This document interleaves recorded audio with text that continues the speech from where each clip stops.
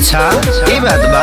मरते हैं मुझ पे मेरे हैं लाखों सनम। मोबाइल है सारे चुंबक सब आते मेरे पास न बुलाते हैं हम। मरते हैं मुझ पे मेरे हैं लाखों सनम। ऐसे ही चलती रहो तुम सही जा रही हो।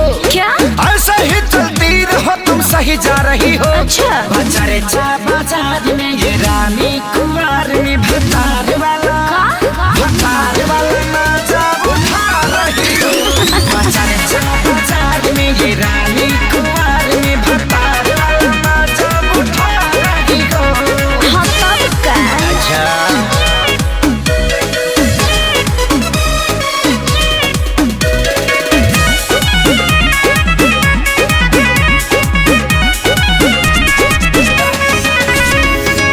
सबके समझिले मोडया मिजाज हो।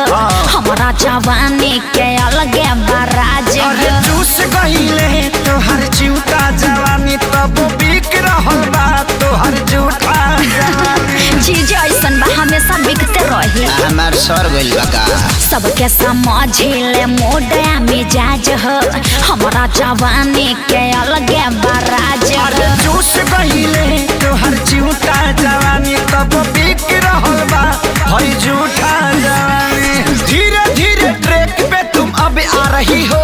हाँ। धीरे धीरे ट्रैक पे तुम अब आ रही हो।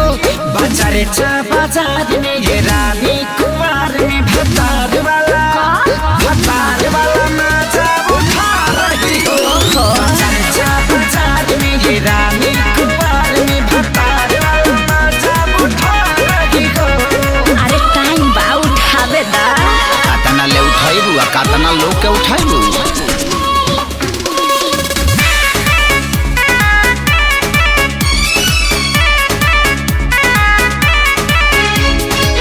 केहू न ऐसा जे पागल न प्यार में मार करवाइले हम ता बाजार में। छोड़ दी हले जब धके खेसारी। हाँ। भर गइलू अजय बच्चन बभारी।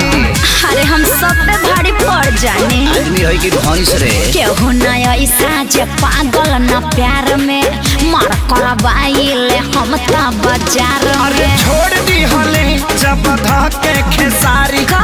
भर गइलू अजय बच्चन बभारी। मड़ई में गरइए बाछी खूब खा रही हो। अच्छा मड़ई में गरइए बाछी खूब खा रही हो। ओके बाजारे चा बाजार में ये रानी कुमार में भतार वाला मजा उठा रही हो। तब का बाजारे चा बाजार में ये रानी कुमार में भतार वाला मजा उठा रही हो। हाँ तो दिक्कत का बा तहार हिक्कत का बा। माइयो गे माइयो।